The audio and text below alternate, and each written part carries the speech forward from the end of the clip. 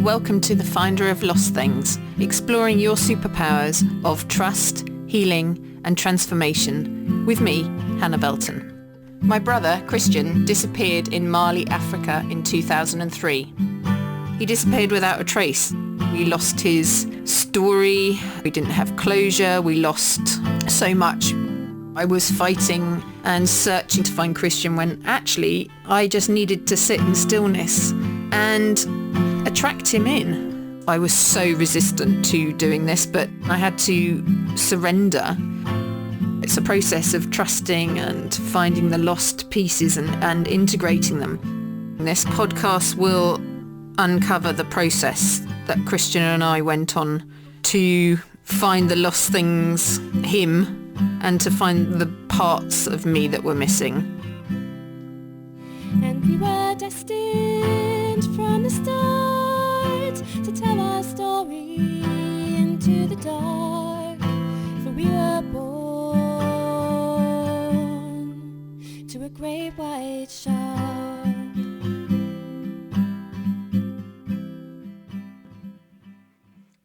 Hello everybody and welcome in. Please come in.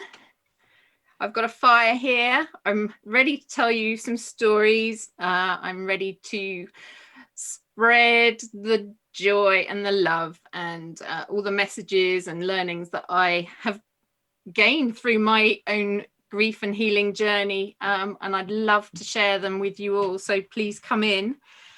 Okay, I suppose I should start with introducing myself. Seeing as this is our first program, we're here for 6 months with you. I say we, I'm going to introduce somebody to you in a minute, not quite yet, but yeah, so my name is Hannah Belton and I am a grief healer, a writer, and now a radio show and podcast host. So, okay, I'm going to tell you some labels that I would label myself as, and this is quite important and it will kind of become clear at the end of the program. But okay, so I'm a daughter, I'm a sister, I'm a wife, I'm a mother, I'm a stepmom, I'm a sister-in-law, I'm a member, I'm a part of a village. What else? Lots of things. I write, as I said. I've also been a ghostwriter. I've been a journalist. I've been a farm worker. I've been a journalist on Farmers Weekly. And all these labels are what we give ourselves. That's how we define ourselves. And as you'll see, a lot of the program and what we're going to do in the next 6 months is actually uncover all those labels that we give ourselves. And they kind of limit us in a lot of ways because certainly in COVID, we're finding now, I mean, there's a lot of similarities between COVID and also what happened when my brother Christian went missing. Huge amount of similarities. And they trigger you to actually, I'm sure you've all been through it over the last year. You've been really looking inside ourselves and to see what is underneath all the labels, what's the true you. And a lot of this is going to be about trusting yourself and trusting the process and trusting what's going on around you and what you're being asked to do. It's really important about what you're being asked to do. So today, actually on the 18th of January marks, it's so strange how the timing of this has come around. Again, it's like this divine timing, which I'm going to talk about a lot over the next months. It's actually, oh gosh, it's actually 18 years ago since I last hugged Christian goodbye before he went to Africa. And it's also 2 years and 1 day since I was told that I needed to do these podcasts and this radio show. It's taken me 2 years and 1 day to pluck up the courage, I guess, to do this. And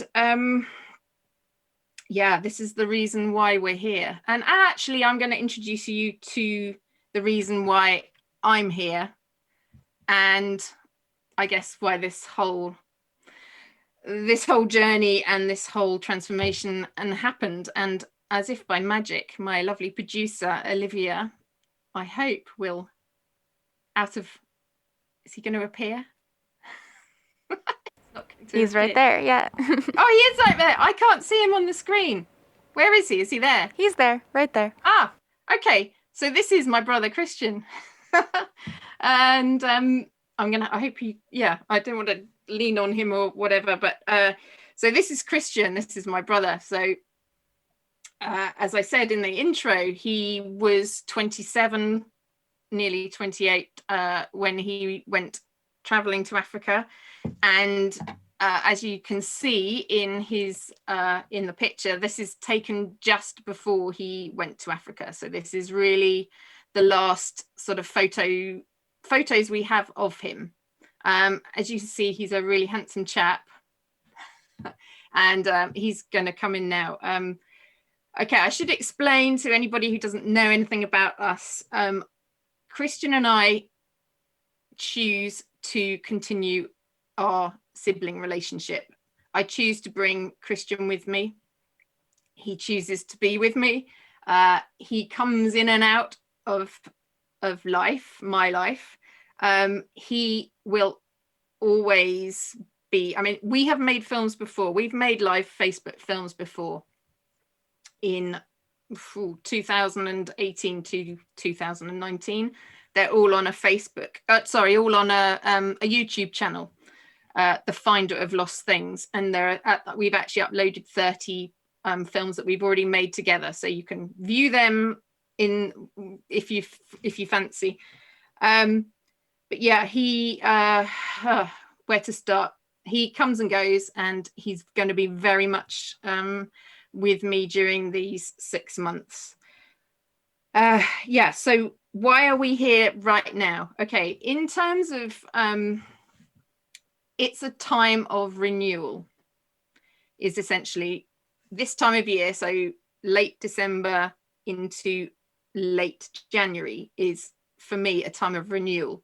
I'll talk a lot about the medicine wheel and the wheel of the year that I have a lot of not reliance on, but I very much watch the cycles of the year and what they mean. So this time is renewal. And as we go into, I know in America, you've got your President Trump and President Biden, the change over. And in England at the moment, I'm in Southeast England, we have another lockdown. We have homeschooling. It's been very chaotic this last couple of weeks. So yeah, my preparation for the show has been somewhat lacking. We are in this massive time of change, and I see it in a very positive way as a time of renewal at the moment. We are going to tell you our story. So from 2003 all the way through to now, because it's been 18 years of a journey both Christian and I have been on. And we are going to just use the ancient art of storytelling. You are going to take out what you need from each episode. We're going to try and tell the story chronologically as it happened to us, so you can see the layers that were opened and how everything happened. Honestly, we're going to start right from the beginning. So, and we're going to be as honest as we possibly can. I don't want to hide anything, because I think being honest and telling the truth, we have to do that. You will take out what you need from our stories. You can either go episode by episode, or you can just dip into episodes if they speak to you on the title or anything. You will get what you need from them. So why are you here with us? We're here to tell you our story. We're here to heal and transform grief in the world. We really do want to provide everybody with a grief ritual that really works. really heals and really transforms. But I'm wondering, why are you here? What are you searching for? What have you lost? Obviously, for me, it was my brother. Christian will tell you his own story about why he was exploring and what he was trying to find. But I just think we have to have a complete and fierce trust in the process, what we're being asked to do. And everything that's happening around us at the moment is there for us. These things are happening for us so that we can find our true self, and we can really use our voices and do what we're really here to do. I'm just going to introduce you to a song. It's our theme tune. It's called Great White Shark. And I'm sure when you heard the intro, you thought, oh, what's that about a great white shark? I had exactly the same feelings. The great white shark brings a ferocity. It brings a tenacity, plumbing the emotional depths and using instinct and really focusing on a goal. And that's what Christian and I did to find each other. And this is really a lot about what you're going to find out. It's having that clear goal of what you're missing, what have you lost, and how you can find it. So I'm just going to ask Olivia to play this amazing song, and you will hear all about the person who wrote it and how she wrote it, and what it means for this radio show, this podcast.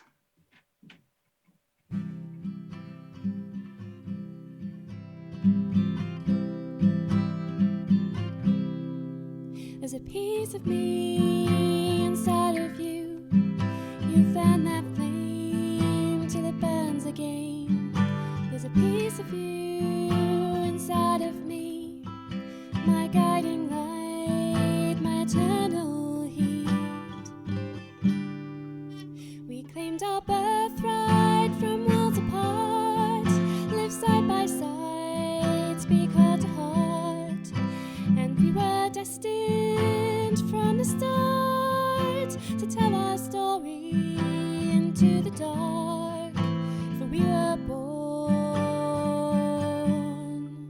to a great white shark.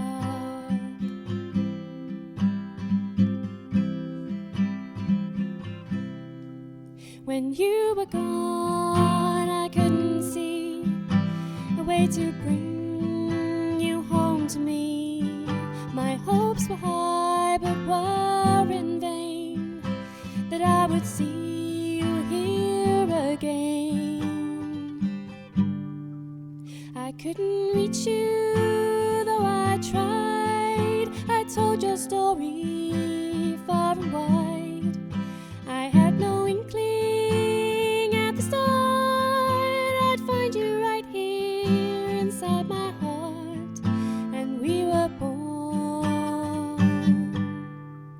to a great white shark. Ooh.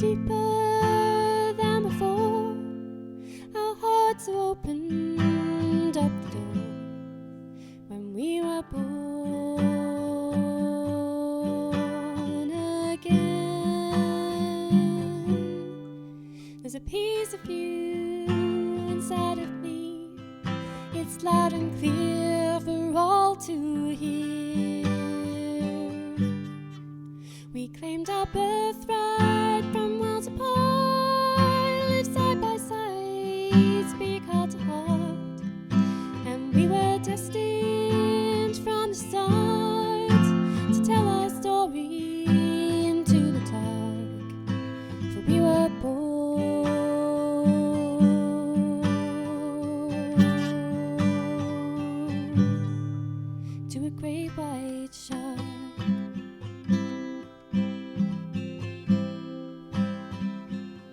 Oh my goodness, I feel emotional listening to that again. I first heard that song on the 15th of September last year. And my good friend, who I'm just about to introduce you to, Laura Gardner, she sent me this text message on WhatsApp with this recording of this song that she just wanted me to hear. And she sort of said it had come from nowhere, and there it was. And anyway, I listened to this song and I couldn't believe it. It was about Christian and I. So I don't want to talk too much more about that. Laura can explain it all, how this song came into being and how we met in the first place, which was rather strange, and how our lives have kind of crisscrossed for the last, 18 months or so. So hi, Laura. Thank you very much for joining me. How are you? I'm good, Hannah. How are you? Yeah, I'm good. I'm enjoying this first show. It's really enjoying it. And so I just want to go back, to show people what happens when I was going to say things that happen around Christian and I. Just all these amazing coincidences and this sort of magic seems to happen. And you're a perfect example of something that happened. So can you kind of explain how we met? I know you were just saying that you weren't even supposed to be where we were when we did meet. So yeah, so we sing, well, it's not at the moment, but we sing in a choir together, don't we? And it was at the social choir. Mm-hmm. Yeah, gospel choir. And yeah, I almost didn't go to the social after we'd done our Christmas concert in 2018, but I did end up there, and by complete chance, I don't think we'd ever spoken before, had we? But by complete chance, I ended up sitting down next to you, and I remember just having, that first chat that you have with people, what do you do? And I can remember very distinctly you hesitated before you told me. Yeah, and well, the funny thing is that this is part of the story, is that I had never really told anyone that I didn't know what I was doing and what I was moving into, the work that I was moving into. So there was this big gulp, and I thought, I'm going to have to just say it because Laura seems okay. Anyway, yeah, carry on. Well, it's funny because I'd always been really fascinated by anything spiritual, so I'm very glad that you did tell me, and I was immediately interested. And I remember you gave me your card, and it wasn't until I think the whole of our break from singing with the choir had almost passed, I was going through some old papers and I found it again, and I just felt really strongly like I ought to contact you. And I remember you did a reading for me, and yeah, I got to know about your story with Christian as well, and sort of looked it all up and was just blown away by it all. So yeah, I guess it was probably a year later. I think I've had 3 readings with you now, and it was after one of them I was driving home and suddenly started to just get this song come into my head. And I had been trying in the previous months to write songs because I just got back into music, not having really picked up my guitar in ages, and it just wasn't working. And all of a sudden there I was driving back along the A27, and this song just started to come to me. And first of all, it seemed like it was about a really strong heart connection, and I had someone in mind, a really good friend of mine actually, who's far away, and despite the distance we had this really strong heart connection, and it started to be about that. And then all of a sudden, I remember just this lyric came into my head that seemed to just drop into my lap from nowhere. And it was, "We were born to a great white shark." And I had this really distinct impression that I had no idea where it had come from. It made no sense to me. It didn't feel like it had come from my head at all. But I was just really curious about it. So I went with it. And there was just this spark of an idea at that point. I was like, hang on a minute, what if this is about Hannah and Christian? And I just followed the thread, and I just kept following it. And over the next, I guess it was few weeks, the song wouldn't leave me alone. And it would just come to me. I'd be talking to people and it would just keep on going round and round my head, and it wasn't fully formed at first. And I've been back over little voice notes that I recorded for myself, and it's morphed and changed, and it feels like it wrote itself. And I just kept on feeling compelled to just keep pushing it forward, and eventually it became this fully fledged song. And as I said, I hadn't ever written a fully fledged song before, and there it was, it sort of fell out. And then once it was finished, it just really felt like it belonged to you, Hannah. And as you said, I sent you that voice text message, and I remember the feeling of when I'd sent it. It was just like something in me took flight, and it was almost like this thank you that it was out there and it was with the right person, and it just felt so right. Oh, it's so beautiful. It was the first time I heard it, I was just in floods of tears, and I think every time I heard it for ages, I even listened to it earlier today, and I was in floods this morning. So I'm glad I managed composure during that bit. But it was interesting what you said about the heart connection, like the heart to heart. You had a friend that you have that connection with, and there's something here about, sorry, I'm going a little off piste here, but there's something about one of the gospel songs that we actually sang together in that Christmas concert, and it was called Speak to Me. And the lyric was something like, speak to me in a small voice, clearing pain and sorrow, and having that clear connection with, it was obviously about God, being a gospel song, but having that when you're in that pain and sorrow, and having that quietness and that small voice that you can still talk and communicate heart to heart with people. That was something that's just popped in, so I must mention that. And the other thing you were saying about the idea kind of circling around and keeping coming back to you, and I know we talked about the book, I've got it here actually, Big Magic, by Elizabeth Gilbert, and she talks about this idea about having an idea that wants to come and live in you or be born through you. So we talked about that, didn't we? That sort of the big magic that happens when you're being creative and getting that idea and catching it and actually allowing it to come through you.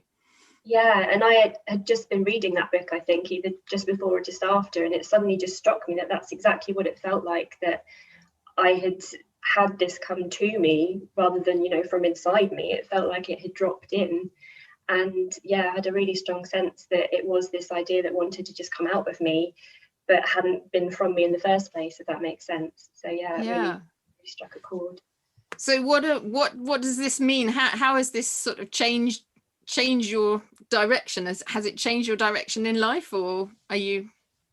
I've definitely really started exploring more my music, and it's given me a feeling that I can actually maybe pursue this and be creative and become that channel. And I've already sort of gone down the route of looking into that sort of ethos of being a light worker and bringing light into the world through creativity, and that's something that I'm definitely looking a lot more closely at now. It's been a real leap forward for me. So it's been really lovely. Oh, I'm so glad. I'd love for you, if you get any other ideas that want to come and be born through you, if you'd share them with us. We're here for 6 months, so you never know, some more songs might come in for you. Like now you've opened up that channel, haven't you? So amazing. Yeah, absolutely. And actually we looked at I did quite a lot of research actually around the great white shark, because this image of, where does that come from? And I found some information from Hawaii actually, that I think we discussed about the idea of this. They have a phrase, I'm not even going to begin to pronounce a Hawaiian phrase, but it roughly translates as I am finished to the great shark, all consumed by the big shark. I'm finished, so deeply in love that I know not what to think. And I think, certainly between Christian and I, that the search I did for him, and even his explorations as well. We do all these things with love, without any sort of ego thought. It's just something you're driven to do it. And it's like you with your music, you're just driven to create, and you kind of lose yourself in it, don't you? It just takes over, and you can be almost totally unaware of how emotional you're being or how you're being received. But yeah, do you feel that when you're playing your music and writing? Yeah, it's something again that I'd really discovered very recently, just before the song then came to me. So I just started playing music, and partly it was a result of a course that you'd introduced me to, and it opened me up to being more visible. But one of those things that I did was I just posted a video of myself singing a cover song at the time, because I hadn't written any songs at that point. And it was this sense of just absolutely being enveloped in that song and that moment, and just feeling completely, lost in it and consumed by it. And that was a feeling that I'd not connected to for a very, very long time. Like when I had it way back when I was a kid, and that's much more accessible to you. But that was the first time it had come to me as an adult, and I'd started to really connect with that again. So it's something I want to keep doing. Yeah, absolutely.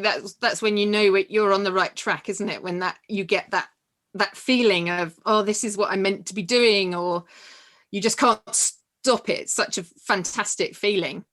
And also that was quite interesting about using your voice, because I know obviously we've talked about being and even me doing this radio show and speaking about what I do, and it's that fear of maybe releasing your voice.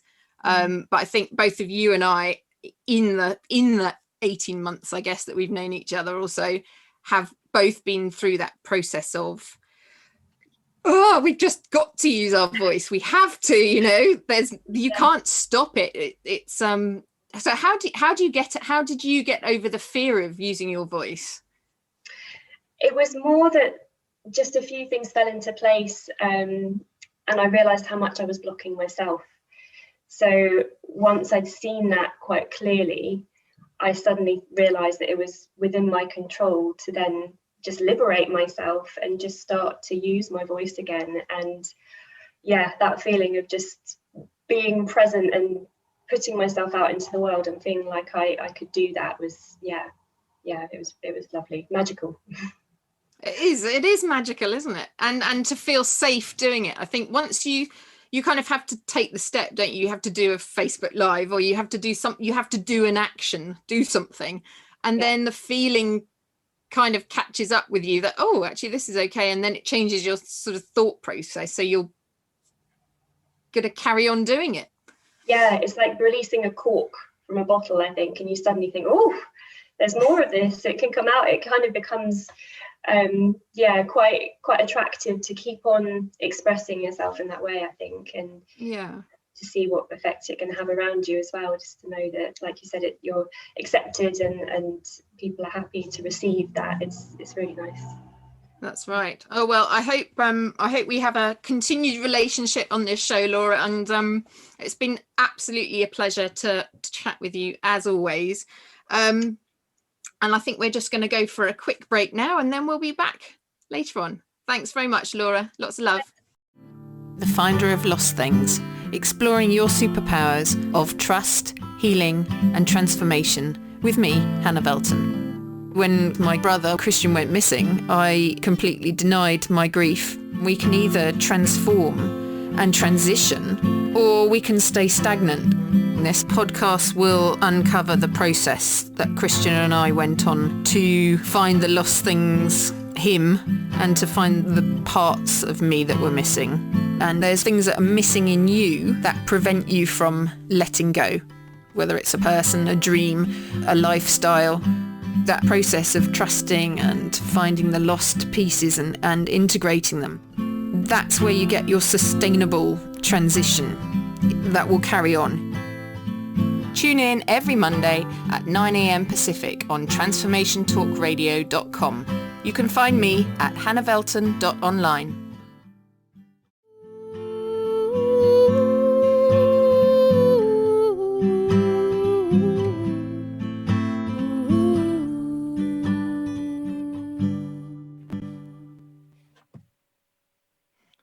Laura's just welcome back, sorry, to the finder of lost things. Laura's just pointed out that my top here looks like it's got gills on it. So there you go, I'm bringing the shark theme in. I also wanted to bring in another, I call them people, they're not obviously people, but another energy into the show. We've had the shark, and I'd like to also bring in the fox to this session. I work with lots of spirits. Obviously there's Christian. I work with ancestors, I work with animals, spirits, all sorts come in to say hello. Fox came in, and he's been around so much. He brings to me this kind of feeling of an in-between time. I know I talked about renewal at the beginning of the show, but it really does feel like this sort of in-between time in COVID, where everything's kind of slowed down and we're all spending a lot more time with families and at home, and really having to live with ourselves. And I think that's brought, COVID has triggered so much grief that has laid very deep for a long time. I'm seeing it all the time. This kind of, all these feelings are suddenly coming up that you maybe feel that you haven't, that you should have got over by now, and they're all coming up, and it's really making us question, why do these feelings keep coming up? What's missing? What am I still searching for? And I must point out, I have an emergency grief kit which I downloaded from Spirit. It's 3 films. I recorded them last year, but they are, if you are in that grip of grief and fear and pain at the moment, please do go to my website, and you can access them for free. There's, over the years I've been doing this work, people come to me for so many different reasons. Obviously we have the grief of a missing person, but there's also estrangements, there's age-old grief that just has never been processed. We have parents, we have children, we have all sorts of energies that come through. Christian's very much, he acted initially actually very much as a sort of gatekeeper, and he would actually bring people to me, and I know he still does it. I know there are people in the audience listening to this, and Christian does this all the time. Anyway, and actually Christian, interestingly, I know we've just heard Laura's beautiful song, but somebody else has also just come forward who would like to write a poem about Christian, inspired by Christian, and actually write him she called it actually an epitaph, to this young explorer who went off, and actually, like the great white shark, he had a focus, and he was so driven. He so knew what he wanted to get out of his journey to Africa. We're going to talk all about that in the next episode. But I just wanted to say a few other things about the beginning. It's almost like we have our backpack. We kind of see it as a backpack of the lessons we've learned, the messages we've received from Spirit. There are a lot of those in the emergency grief kit and in the films that we've made already together. But there's this real feeling that we have this, we have so much to share. We did an awful lot of things that actually, I won't say wrong, but we made a lot of mistakes, and we took a long time to find, 18 years, we took a long time to find each other. We took a long time to process everything. And we're kind of like here to give some shortcuts and to make it a lot easier. But there's one thing that if you're really feeling alone, like I was, I think like we don't want to ever be alone. And I think COVID has brought us really, who you are when you're faced with grief. You know what's missing, you know what you've got, but it's very clear who you are when you've got that grief, and you might think that you're all alone, and that everything's kind of lost, and when is this ever going to be right? I just have to tell you that all is not lost, and you need to, oh gosh, there's this thing about soul family, like calling in help. You can't get help unless you ask for help. Okay, now that goes across, and Christian's talking to me now, that goes across in whatever circumstances you find yourself in life, whether that's asking for physical help, reaching out to somebody, whether that's reaching out to spiritual help. I reached out all the time for physical help, and in the end that physical help wasn't enough to get Christian to me. I then had to ask for spiritual help. I'd never even thought about asking for spiritual help. I wasn't spiritual in the slightest. So for anyone here who's thinking, oh, Hannah must have been doing this for years and this is what she does, you're laughing. It's like like people who know me for a long time, they would never have thought I'd be doing this, seriously. But I was desperate. I had no other way. We as a family had no other way of finding Christian. And you know, when everything externally is going to pot, I was going to say something else then, but and you really can't get any help from outside, you need to go within, because there's all the help you could possibly want inside. But I had a massive soul family. I have one in spirit. We all have a soul family in spirit, whether you've had people that passed over or not. You've got ancestors, you've got all your guides, but we'll talk about that in later shows. But actually a client of mine who I'm working with at the moment, she's South African, and they have words for for close family, which is family for like mum, dad, brothers, siblings. And they also have, I hope I pronounce this right, it's Hosan, which is actually like an extended family. So it doesn't necessarily have to be relatives, it can be friends who are like family. And these are the people that you can ask to support you. Okay, if you are the people who you feel good around, the people who give you energy, the people who like spark something in you, like Laura is for me. And all through this journey, once I started to ask for help, these people appeared out of nowhere.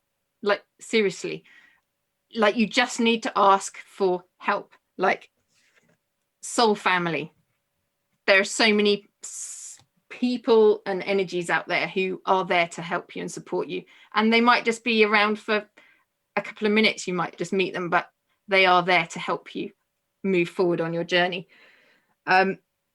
We're all about regaining balance. So obviously Christian going missing, all the grief, all the you know, there might be people listening here who haven't been able to say their farewells to people during COVID properly.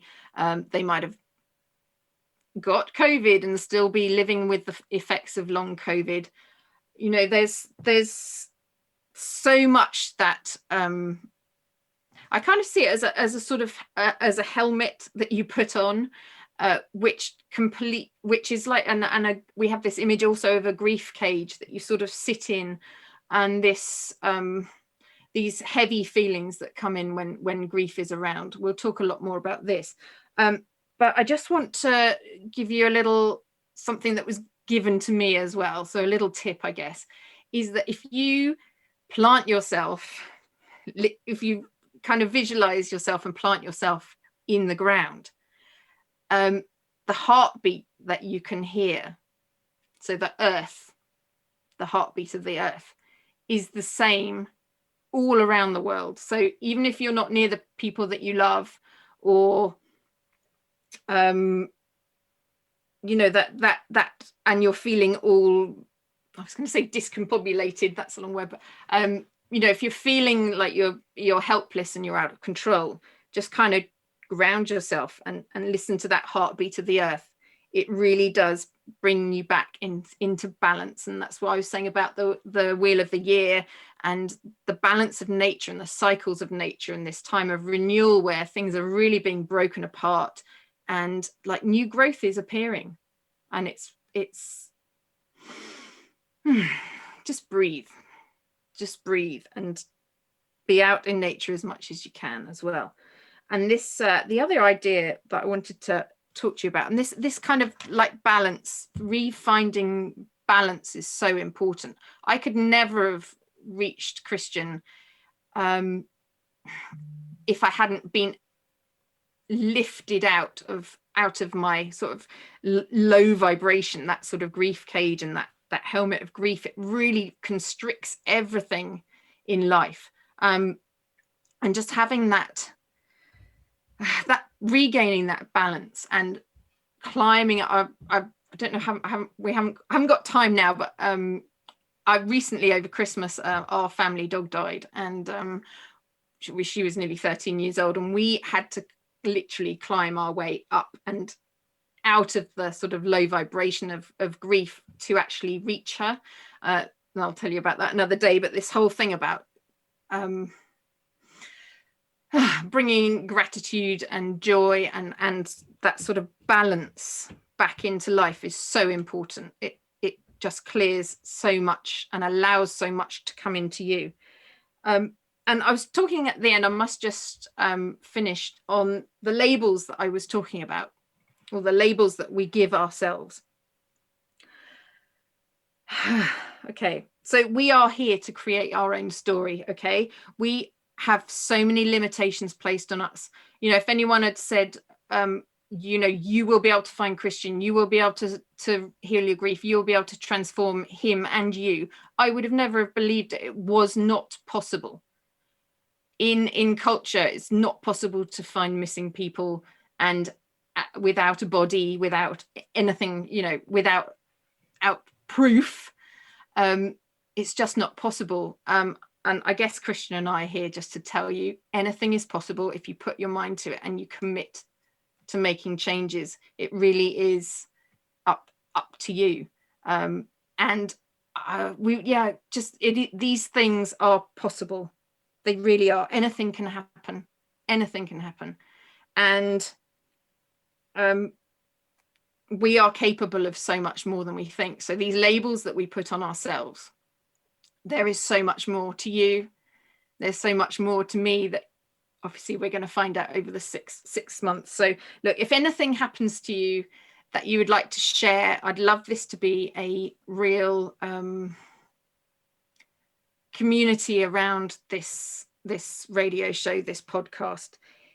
If anything that you want to share, or share your story, I mean, we're going to have lots of other guests that are going to come on and share their stories, but I would really, really love to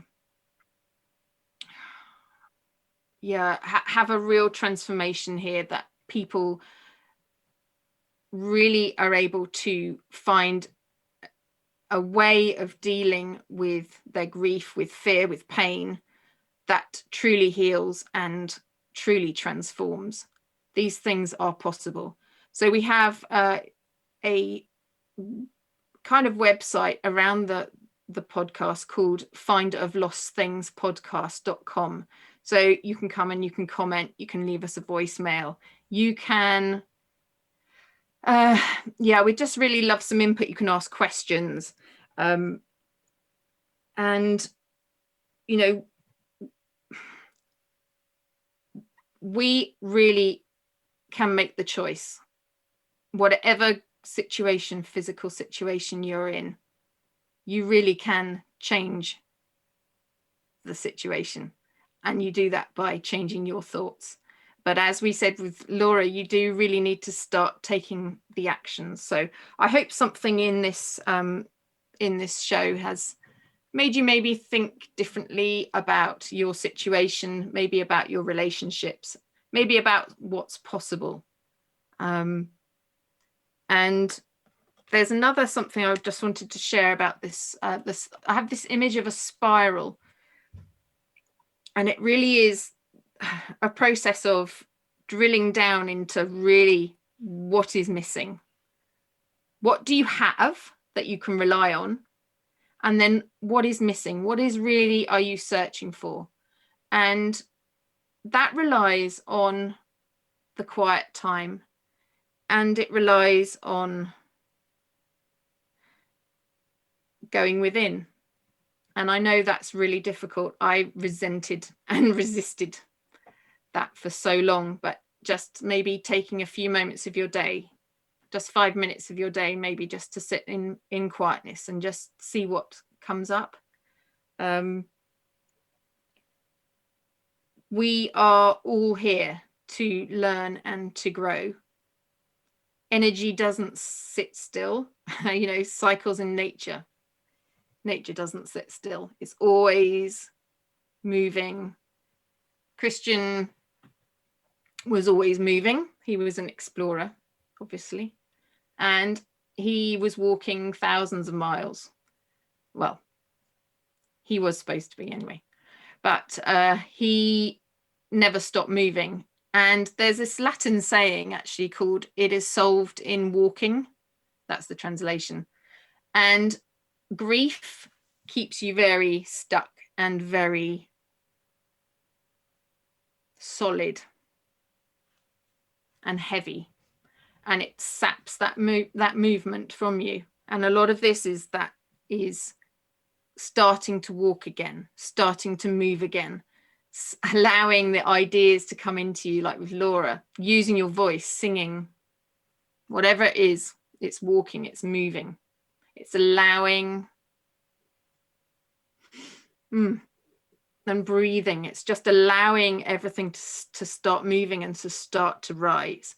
So you have to kind of drill down into what's going on and that emotional depth using the great white shark. But then it's also softening and opening up and rising and rising. And also, I started on this journey because of my children. Like, I could have quite easily have left Christian as, he's going to say something in a minute. Yeah, I know. I could quite easily have left him in Africa as a lost person. But that wasn't what was supposed to happen. And yeah, the reason I really had to do what I did was because of my children asking about Uncle Christian, and I just couldn't talk about him without crying. There's lots of people who are probably listening to this show who knew me, have known me for quite a long time, and I never mentioned Christian's name. They didn't know I had a brother. And once the children started to ask questions about Uncle Christian, then, oh dear, I said I wouldn't cry. I just knew I had to find out what had happened to him. And I committed to doing it. I had to find out. And you will see from the stories we're going to tell, yeah, we will start right from the beginning. We will talk about what happened when Christian went missing. He can tell his side and I'll tell our side. But yeah,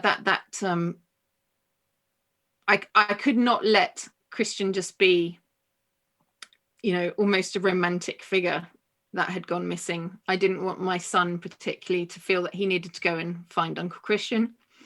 For anybody, I'm sure most people don't know about Mungo Park, who is the explorer that Christian was inspired by, and who he went off in Mungo Park's footsteps. I'm hoping to tell you a lot more about Mungo and his extraordinary story as well. But yeah, I didn't want my son and any future generations feeling that they had to go and do the same trip. And as I've gone on this journey, you do realize that you are part of a long chain of ancestors. There's a beautiful saying about you. You have 7 generations behind you, and you have 7 generations ahead of you. And if you are the one to decide to heal a long-standing family rift or mystery or grief that's been passed down, it's like you are the hope of the generations, because when you heal, as our story will show, when you heal, you can affect all the generations backwards, and in your actions you affect all the generations forwards. And I'm just getting something about we were talking earlier about having a grief ritual that really works, and I know having talked to so many people particularly recently, and why grief is such a I was going to say a problem. It's more than that. It's such a weight in the world. It really is, and we can see it now. It's almost getting to dangerous proportions of separation and fear that are in the world, and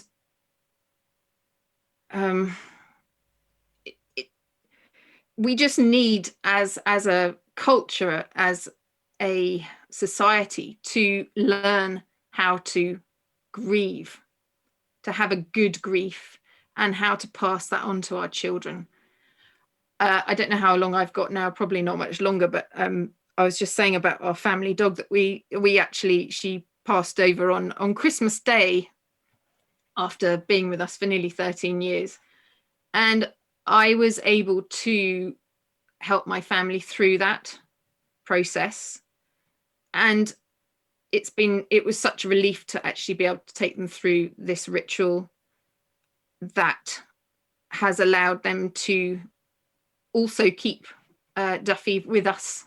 You know, for each one of us, she is still with us and still part of our lives. And actually so Christian sits on my left side, but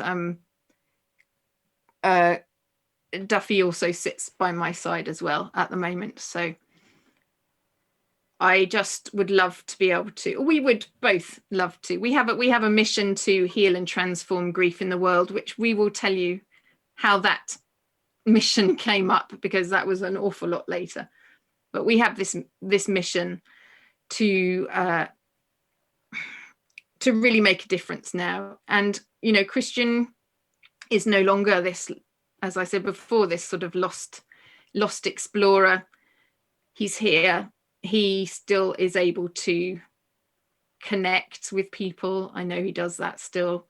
And he, you know, his this physical life that he had hasn't been wasted. I know Mum would always say that, you know, it was such a waste losing Christian like that, but actually it's not, because he's here now, and we can still make something out of this, which we will. He's just saying yes. We totally will. The other thing is I really want to talk about is, and very, very quickly at the end, our story is not quite complete.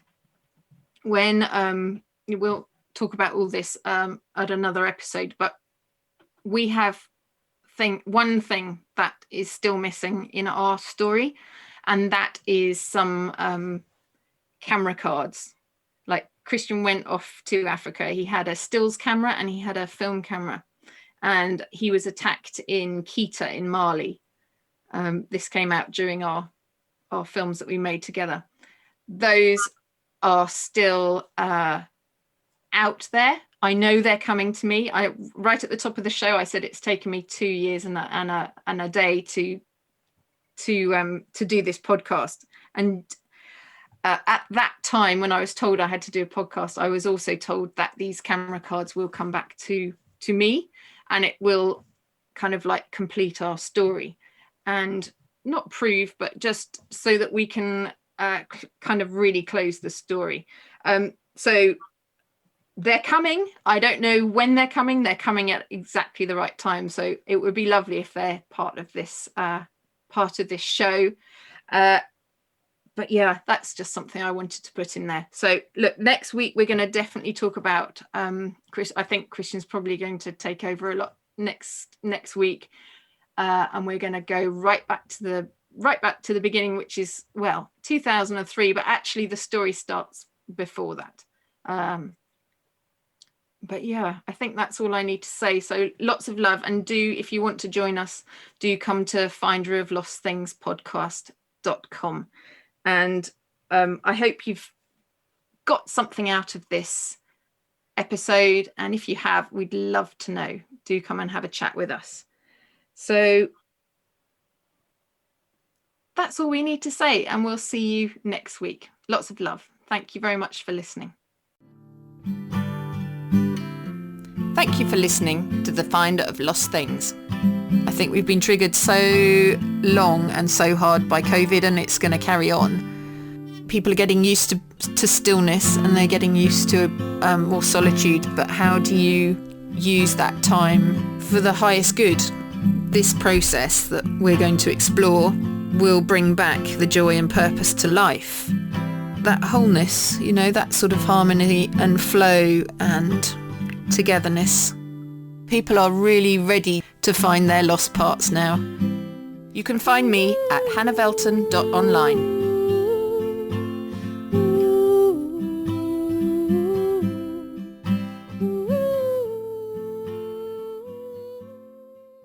Views expressed on this program are those of the host, guests, and callers, and do not necessarily reflect the views of the station, its management, or advertisers. You're listening to Transformation Talk Radio.